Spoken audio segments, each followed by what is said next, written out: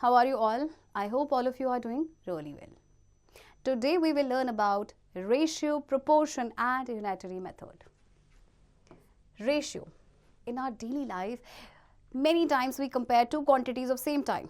हम क्या करते हैं कि डेली लाइफ में ना हम दो क्वांटिटीज़ को कंपेयर करते हैं जो सेम टाइप की होती है. जैसे कि cost of a pen is ₹10 and cost of a pencil is ₹5. How many times the cost of a pen is the cost of a pencil? Obviously it's 2 times, since 10 divided by 5 is equals to 2. जैसे कि एक pen का cost है 10 रुपये और एक pencil का cost है 5 रुपये, तो पेन पेंसिल से कितना महंगा है? उसका दुगना है. Okay. B, age of Riya is 10 years and age of her father is 50 years. How many times father's age is of Riya's age? Obviously it is 5 times, since 50 divided by 10 is equals to 5. So रिया की as है 10 साल, उसके father की as है 50 years. तो father की as रिया की as से कितनी ज़्यादा है? 5 times है. So in the above examples we compared the two quantities in terms of how many times. This comparison is known as the ratio and we use this symbol. Okay, this is the symbol for ratio बच्चों. Generally we compare by two quantities in two ways. A, by taking difference of those quantities or by dividing the quantity by other quantity. तो दो तरीके हैं compare करने के. एक तो हम उन क्वांटिटीज़ का डिफरेंस निकाल सकते हैं और दूसरा ये कि एक क्वांटिटी को दूसरे से हम डिवाइड करते हैं. This is the ratio. Okay, tips. Ratio is a pure number with no unit. Ratio की कभी कोई यूनिट नहीं होती है. Ratio between two quantities A and B is A by B is equals to A is to B. Okay, A ये इसको हम is to पढ़ते हैं. सो ए इज कॉल्ड, जो फर्स्ट आपका है number, antecedent and B is called consequent. In this chapter, we shall compare two quantities only by dividing. Following points should be kept in your mind when you take the ratio of two things. A, comparing quantities should be in same unit. B, a ratio has no units in itself. C, a ratio should be expressed in form of numerator and denominator. Suppose we have to compare A to B, then we write it as A by B is equals to A is to B.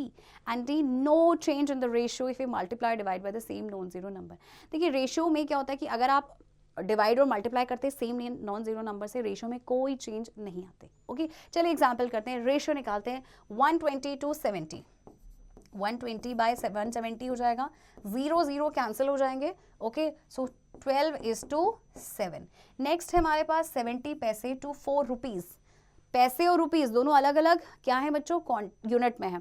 सो 70 पैसे और आपका है ₹4. 4 को भी हम पैसे में convert करते हैं तो ये आपका 400 पैसे आ जाएगा. ओके, अब क्योंकि ये दोनों सेम यूनिट में हो गए हैं तो हम इनका रेशियो निकाल सकते हैं. Okay, 70 by 400. 0 0 goes, so 7 is to 40. This is the ratio. Okay बच्चों, similarly you will do C and D part. Example 2, in a year Rani earns 3,60,000 by her business and saves 60,000. Find the ratio of. So बच्चों, रानी कमाती है 3,60,000 और उसमें से बचाती है 60,000. तो रेशियो बताना आपका किसका? पहले तो हर इनकम टू सेविंग. अच्छा, इनकम है बच्चों 3,60,000 और उसका सेविंग है 60,000. Okay, let's cancel them out. 1 2 3, ये 4 जीरो से आपके कैंसिल हो गए. उसके बाद 36 बचा और 1. 6 1 जा 6, 6 6 जा 36. सो 6 is to 1 का ये रेशियो आ गया. नेक्स्ट है हर एक्सपेंडिचर टू सेविंग्स. अब उसका एक्सपेंडिचर यानी खर्चा तो पता ही नहीं हमें, तो कैसे निकालेंगे? हमें उसकी अर्निंग और उसकी सेविंग पता है. अर्निंग में से जैसे कि आपके पास बच्चों टोटल है आपके पास, आपकी सेविंग एक मंथ की, फॉर एग्जांपल आपको मिले एक मंथ में मिलते हैं 10 रुपीज़ और 20 रुपीज़ और आपने इसमें से बचा दिए, सेव कर लिए 5 रुपीज़. यानी आपका एक्सपेंडिचर खर्चा कितना था? एक्सपेंडिचर था 20 - 5 यानी कि 15. ओके, सो सिमिलरली रानी का देखिए क्या है, उसका एक्सपेंडिचर बच्चों कैसे निकलेगा? एक्सपेंडिचर हो जाएगा आप उसका जो इनकम है, इनकम में से हम माइनस करेंगे सेविंग्स को. ओके, सो इनकम है उसकी 3,60,000 रुपीज़, उसमें से हम माइनस करेंगे 60,000 रुपीज़. सो आपके पास आंसर आएगा 3 लाख रुपीज़. 3 लाख रुपीज़ उसका एक्सपेंडिचर है. अब हम निकाल सकते हैं ratio expenditure to savings. So expenditure है बच्चों 3 लाख एंड सेविंग है 60,000. सो 1 2 3 4 4 जीरो से आपको कैंसिल हो गए. 6 1 जार 6, 6 5 जार 30. सो रेशियो आ जाएगा 5:1 का. नेक्स्ट पूछा है हर इनकम टू एक्सपेंडिचर. अपनी इनकम और उसकी एक्सपेंडिचर का रेशियो निकालना है. ओके, सो उसकी इनकम कितनी है बच्चों? 3,60,000. ओके, और एक्सपेंडिचर अभी हमने निकाला which is 3 lakh. Okay, so 4 zeros आपके कैंसिल हो जाएंगे. 6 6 जार 36, 6 5 जार 30. सो रेशियो आपके पास हो जाएगा 6:5. Okay, so similarly you will do other examples. Okay, exercise 6.1 is given over here, students. Do it yourself. Now let's talk about proportion. Ritu purchased 8 kilogram mangoes for rupees 220, but her friend Mehak purchased 4 kilogram mangoes for rupees 110. Whose mangoes are more expensive? It can be checked by taking ratio. अच्छा, रितु ने ना 8 kilogram mangoes खरीदे 220 rupees के, और उसकी friend ने खरीदे 4 kilogram mangoes 110 rupees के. तो किसने ज़्यादा महंगे खरीदे? तो हम इसे दो अब चेक कर सकते हैं रेशियो से. जैसे कि रेशियो है 8 किलोग्राम और 4 किलोग्राम का. क्या रेशियो है बच्चों? 2:1. अब इनके कॉस्ट का रेशियो निकालते हैं हम. कॉस्ट का रेशियो कितना है? Rupees 220 and rupees 110. सो आपका आ जाएगा 2:1 ही भी. सो दोनों का रेशियो सेम आ रहा है. So we can say that both है purchase mangoes at same rate. क्योंकि इनका रेशियो सेम आया, इसका मतलब उन्होंने सेम रेट पे परचेज किया. If two ratios are equal we say that they are in proportion. Okay, और उसका सिंबल होता है दिस वन, और equate to the two ratios. Or a proportion is an expression which states that the two ratios are equal. Proportion एक expression होती है जो ये state करता है कि दो ratios जो हैं वो equal है. So if two ratios are not equal then they are not in proportion. लेकिन अगर दो ratio equal नहीं है फिर तो means वो proportion पे नहीं है. Okay, so let A, B, C and D are four quantities in proportion. They are written as like this. ये आपके proportion में, या फिर आप ऐसे भी कह सकते हैं A is to B is equals to C is to D. So here the first and fourth term A and D are called extreme terms or extremes, and second and third terms B and C are called middle terms or means. Okay, so proportion में देखिए आपके 4 terms है बच्चों.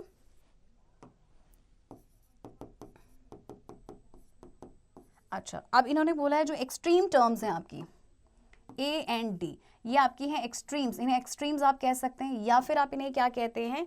Extreme terms. और ये जो आपके B and सी हैं ये आपके हैं मीन्स या मिडिल टर्म भी आप इन्हें कह सकते हैं. ओके, तो चलिए एग्जाम्पल से पता करते हैं whether the following numbers are in proportion और नॉट. ओके, सो आपके पास एग्जाम्पल है 12, 30, 24 एंड 60. सो पहले हम 12 और 30 का बच्चों क्या करेंगे? रेशियो लेंगे 12/30. ओके, ये आपका जाएगा 6 से. 2 6 jar 12, 2 5 jar 30, 6 5 jar 30. So 2:5 is the ratio. Next आप निकालेंगे 24 एंड 60 का. ओके, ये 12 से जाएगा. 12 2 जार 24, 12 5 जार 60. 2:5 रेशियो सेम आया. दैट मीन्स ये आपके फ्रैक्शन में है, ये नंबर प्रोपोर्शन में है ये numbers. Okay, and we have alternate method also. Alternate method में क्या है? देखिए बच्चों, आपके पास नंबर्स थे 12, 30, 24 एंड 60. अब ऑल्टरनेट मेथड में क्या होगा कि हम प्रोडक्ट निकालेंगे एक्सट्रीम्स का. That should be equal to product of means product of extremes is 12 into 60. 12 6 जार 72 और एक 0 लगा देंगे 720. और product of means is equal to 30 into 24 यानी कि 720. सो दोनों इक्वल आ गए. एक्सट्रीम का प्रोडक्ट और मीन का प्रोडक्ट दोनों इक्वल आ गए ना. दैट मीन्स ये प्रोपोर्शन में है. ओके बच्चों, so this was the alternate method. एक और एग्जांपल लेते हैं. To find the value of x. 18, 24, x and 16. और x की वैल्यू निकालनी है so that the given number are in proportion. Okay, so देखिए 8:24 is equal to x is to 16 क्योंकि ये प्रोपोर्शन में है. ओके, और 8/24 is equal to x by 16. अभी मल्टीप्लाई हो जाएंगे 8 into 16 इज इक्वल्स टू 24 को आप यहीं रहने देंगे x. ओके, नाउ अब आप इसे क्या कर सकते हैं, जो भी आपका कैंसिल आउट होता है आप उसे कैंसिल कर सकते हैं. ओके, फॉर एग्जाम्पल आपने किया इसको 3 से या 4 से. 4 4s are 16, 4 6s are 24, 6 1s are 6, 6 3s are 18. So 3 4s are 12. So x की वैल्यू बच्चों कितनी आ गई? 12. Okay. So similarly you will do other parts also. Example 3 देखते हैं. Find x. यहाँ पे भी आपको x फाइंड करना है. अगर 48 x और 108 ये प्रोपोर्शन में है. ओके, सो आप इसे लिखेंगे 48 is to x is equals to x is to 108. So 48 by x is equals to x by 108. 48 into 108 is equals to x into x. Okay, बच्चों x into x is x square. Okay, और ये जो number multiply करके आपके पास आएगा वो हो जाएगा 5184 is equals to x square. अब ये स्क्वायर होता है 72 का. सो ये स्क्वायर स्क्वायर कैंसिल हो जाएंगे, x की वैल्यू आ जाएगी आपके पास 72. Okay, so similarly you will do other examples and also do practice of this exercise. Unitary method. The method of finding the value of one unit of quantity from the given quantities, then find the value of the required quantities is called the unitary method. देखिए इस method में क्या होता है कि पहले हम एक यूनिट ऑफ क्वांटिटी की वैल्यू फाइंड करते हैं. ओके, फिर हम जो भी हमसे पूछा जाता है उसकी क्वांटिटी को फाइंड करते हैं, उसकी वैल्यू को फाइंड करते हैं. ओके, सो ऐसे मेथड को कहा जाता है unitary method. So we use two things in unitary method. To get less we divide, to get more we multiply, which we already know. So example देखते हैं. A car travels 180 km in 12 liters of petrol. How much distance will it cover in 40 liters of petrol? अच्छा, car जो है 12 litre petrol में तो चलती है 180 kilometre, तो 40 लीटर में यानी 40 लीटर्स में कितनी चलेगी? 12 40. अब इसमें तो ऐसा भी नहीं है कि आपसे पूछा गया कि एक का दिया हो, ज़्यादा का पूछा हो, या ज़्यादा का दिया हो एक का पूछा हो. सीधे पूछा है कि 40 लीटर्स में कितना होगा. सो पहले हम 1 लीटर में निकालेंगे कि 1 लीटर में कितना चलेगी. Okay, so 12 litres of petrol car travels कितना ट्रैवल करती है बच्चों? 180 kilometre. So in 1 litre of petrol, 1 litre petrol में कार कितना ट्रैवल करेगी? कार ट्रैवल करेगी 180 बाय 12 किलोमीटर. ओके, अब हमने एक का निकाल दिया, अब हम ज्यादा का निकाल सकते हैं. सो जब भी हम to get more we multiply, to get less we divide. देखिए आपके पास 12 था, हमने 1 लीटर का निकाला, लेस का निकाला तो डिवाइड किया. अब हम फिर से क्या करेंगे? मोर का निकालेंगे. Okay, so will multiply. So in 40 litre of petrol car travels, car कितना ट्रैवल करेगी बच्चों? मल्टीप्लाई करेंगे 18 बाय 12 को हम मल्टीप्लाई कर देंगे 40 से, और फिर ये किलोमीटर में आएगा. ओके, नाउ अब आप इसे कैंसिल कर सकते हैं. 6 2s are 12, 6 3s are 18 and 0. 2 1s are 2, 2 2s are 4 and 0. So 3 2s are 6 and those 0. So 600 kilometre is the answer. यानी कि वो आपका 40 लीटर्स ऑफ पेट्रोल में वो कार चलेगी बच्चों कितना? 600 किलोमीटर. ओके, सो इसी तरह से आपने बाकी एग्जाम्पल्स की प्रैक्टिस करनी है. Okay, exercise is given over here, students. Do it yourself and also keep doing practice of this chapter.